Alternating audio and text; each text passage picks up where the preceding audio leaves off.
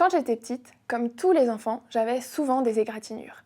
Je grattais ces petits bobos et je sais, c'est mal, j'arrachais mes croûtes. Mais comme probablement peu d'enfants, j'avais demandé un microscope à Noël pour pouvoir les regarder de près. Alors oui, c'est un peu dégoûtant, mais pas inintéressant. Figurez-vous qu'aujourd'hui, j'utilise un microscope bien plus puissant qui me sert à regarder quelque chose de pas si éloigné des croûtes, puisque dans ma thèse, je m'intéresse aux plaquettes sanguines. Les plaquettes, elles ont un rôle très important dans notre organisme. Elles nous empêchent de nous vider de notre sang. Alors, je caricature, mais effectivement, quand on se coupe, elles viennent au niveau de la blessure et contribuent à former une croûte. Mais comment sont-elles produites, ces plaquettes ? C'est dans la moelle osseuse que ça se passe. Les cellules à l'origine des plaquettes sont grandes avec un gros noyau. C'est pour ça qu'on les appelle des mégakaryocytes, pour cellules à grand noyau. Logique. Moi, c'est eux que je regarde de plus près, les mégakaryocytes. Ils étendent des prolongements, comme de petits tentacules, dans les vaisseaux sanguins, et les plaquettes s'en détachent. Et dans ma thèse, j'étudie justement cette transition entre moelle et sang. Je veux comprendre ce que ça provoque chez le mégakaryocyte quand ces tentacules passent d'un endroit confiné à un milieu liquide. Nous, on ne réagit pas pareil suivant la situation dans laquelle on est, serré dans le tram ou tranquille dans son bain. Pour les cellules, c'est pareil, elles s'adaptent à leur environnement.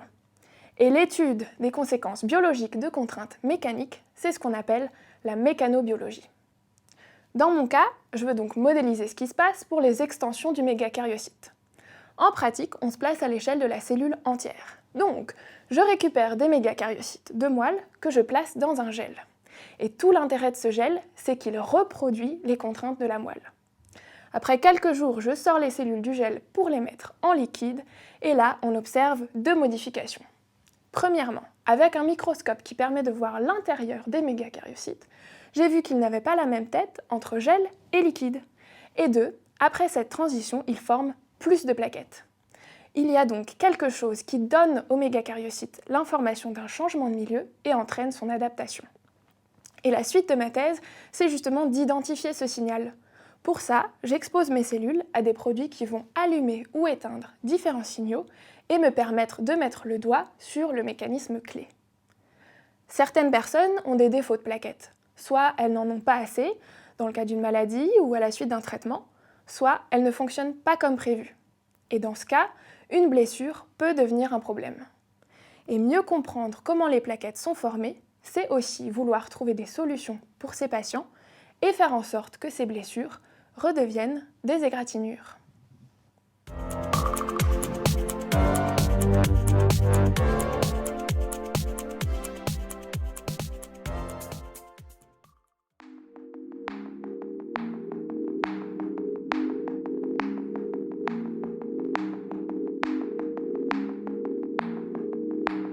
Au début, c'était un petit peu compliqué, j'avais du mal à trouver une accroche et puis ensuite, les personnes de la formation m'ont conseillé d'essayer de rattacher ça à une anecdote personnelle de l'enfance ou quelque chose comme ça. Et du coup, c'est vrai que ça m'a donné l'idée de rattacher ça à un souvenir d'enfance qui est véridique. Et du coup, après, une fois que j'avais cette métaphore, ça a été plus facile de dérouler le sujet. Quand j'étais petite, à Noël, j'avais eu un microscope quand j'avais 7 ans.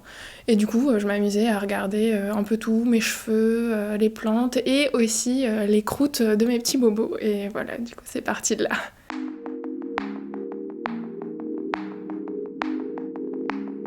On avait des entraînements lors de la formation et puis après je me suis entraînée aussi devant mon copain, ma famille. Je me suis enregistrée parce que c'est toujours différent de quand on s'entend le faire et ce qu'on imagine que c'est. Donc ça c'était assez intéressant comme exercice. Le plus difficile, je pense que c'était au début de réussir à vraiment extraire la problématique principale, parce qu'en 3 minutes, on n'a évidemment pas le temps d'aborder toutes les questions subsidiaires liées au sujet. Donc de réussir vraiment à prendre du recul par rapport au sujet et de dire ma problématique principale c'est ça, et je vais me concentrer là-dessus et expliquer quelle est cette question.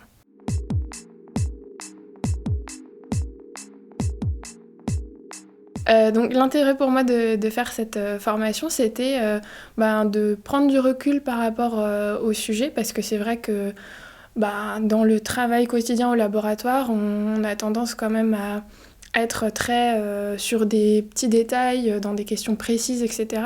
Et on s'octroie pas forcément le temps de, des fois, faire un pas en arrière, de se rappeler quelle est la question principale, etc. Et de remettre toutes ces petites interrogations après dans le contexte de la problématique de base.